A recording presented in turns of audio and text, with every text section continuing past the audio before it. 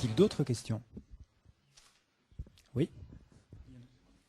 Au risque de se croire un petit peu débat ici, est-ce que vous ne pensez pas que le comportement des 30 et plus et des 30 et moins est finalement relativement semblable?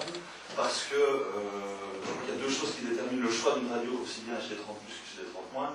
C'est soit le fait qu'on connaisse, une marque connue, on a dit ce soir, ou le fait que c'est très populaire. Et que, jusqu'à preuve du contraire, les jeunes, quand ils choisissent leur musique, ou quel que soit le choix qu'ils font, ils ont besoin de prescripteurs aussi.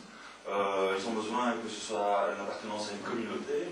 Et dès lors que les radios, quel que soit le format, l'endroit où on l'écoute, dès lors qu'elles sont soit connues ou qu'elles ont un grand nombre d'adhérents, il y aura toujours une place pour les radios. Est-ce que vous, dans votre travail de directeur, vous analysez justement les critères de choix, les clés de recherche des jeunes pour savoir où vous devez être dans les années à venir? Mais le problème, c'est que vous n'avez pas de représentant de radio jeunes ici. Parce que c'est vrai que les radios jeunes travaillent très très fort sur les études de marché auprès de ce public-là, parce que c'est un public effectivement qui change vite la vie. Dans les publics adultes ou le grand public, dans le cadre de l'RTL, ça se joue différemment. Mais je suis d'accord avec vous. C'est effectivement, il y a la popularité, la notoriété, et alors aussi le confort d'écoute. Parce que pour les radios, c'est aussi quelque chose d'important. C'est que quand ça passe pas bien, en numérique, c'est très simple. Soit ça passe, soit ça passe pas. En analogique, ça peut passer avec. Mais ça décourage un peu l'écoute. C'est un facteur de réussite des radios. Sinon, évidemment, on peut peut-être poser la question à Marc, puisqu'il est forcément proche d'énergie. Je ne peux pas répondre à la place d'énergie, mais c'est clair, Jean-Jacques l'a dit, il y a des recherches permanentes sur la manière dont les jeunes réagissent. Et je pense quand même qu'il y a une différence entre les moins 30 et le plus 30 dans l'approche, dans la manière de pouvoir, c'est quand même les jeunes qui étaient les premiers sur le net, c'est quand même eux qui sont porteurs de nouvelles tendances. Quand on voit aussi la manière, et je fais une toute petite aparté, quand on voit la manière dont certains groupes ou interprètes réussissent sur scène et ne sont pratiquement pas diffusés en radio, ça laisse quand même aussi ouvert une réflexion sur la manière dont la radio, et Jean-Jacques le disait, doit pouvoir faire découvrir les choses. Qui? Alors, est-ce qu'effectivement le public fait son office aujourd'hui? On peut se poser la question. Suffisamment ou pas suffisamment, je ne vais pas rentrer dans le débat. Mais je pense qu'on a aujourd'hui une vraie réflexion à avoir, et c'est en ça que des radios ou des projets comme Radionomie sont évidemment intéressants. C'est comment faire pour pouvoir continuer à faire en sorte que nous, professionnels de la radio, puissions être boostés, poussés au cul, si vous passez l'expression, par une nouvelle méthode, une nouvelle manière de voir les choses, pour effectivement que dans 5 ans, 10 ans, 15 ans, la radio puisse continuer à faire son office, comme on le disait tout à l'heure, avec tous les avantages dont elle dispose. Il y avait une dernière question avant de vous laisser éventuellement discuter entre vous juste après. Une dernière question ici.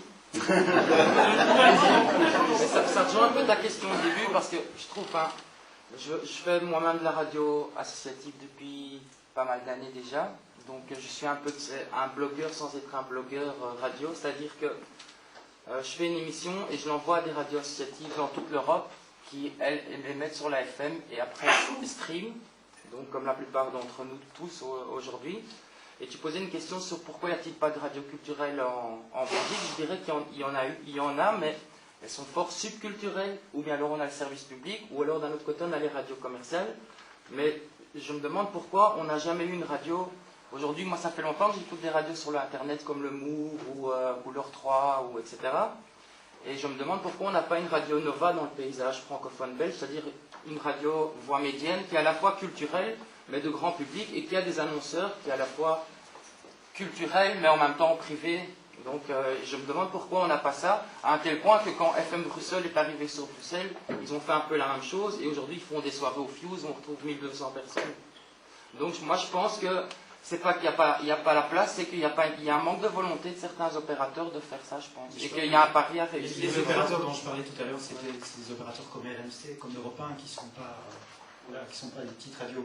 Mais visiblement, il y a Radio Nova n'est pas une si petite radio, quoi. Elle est écoutée dans le monde entier. Et non, mais dans les cas, à part la Radio Nova, les autres cas, ce sont des radios publiques qui sont citées. Mais pourquoi on n'a pas une radio privée dans le genre, quoi, ici en communauté française? Et je crois avoir Jean-Jacques expliqué, là, Chazzy, hein. il y avait un projet Radio Nova qui existait à Bruxelles il y a 10 ans, un dossier comme ça, ils n'ont même pas rentré cette fois-ci au plan fréquent, parce qu'ils n'ont jamais trouvé le financement.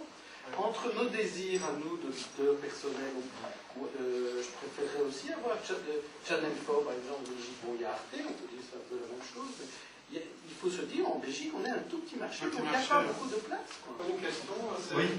pourquoi vous n'avez pas parlé du 2.0? On a parlé des blogs, on a parlé de teaser, on a parlé... Mais non. Le 2.0, ça ne veut rien dire, c'est un ensemble de tendances. On en a parlé. L'interactivité. Oui, La radio, vous avez l'interactivité avant qu'Internet n'existe. Hein. Je pense à Du sel sur la queue, qui était une excellente émission de la première. On faisait passer des auditeurs sur antenne qui donnaient du contenu à la radio.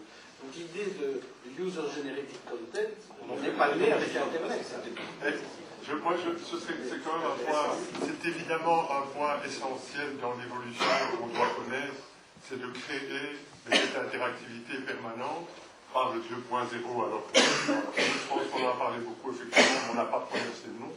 Mais c'est un des challenges du futur. Comment est-ce qu'on va pouvoir continuer à faire en sorte de pouvoir accentuer l'interactivité?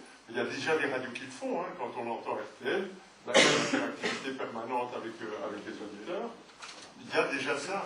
Donc comment est-ce qu'on va, grâce au web, faire évoluer cette interactivité plus personnalisée? Mais c'est un des défis, et c'est clair qu'on l'étudie de manière régulière, permanente. Le web le permet. Le web 2.0, on est dedans.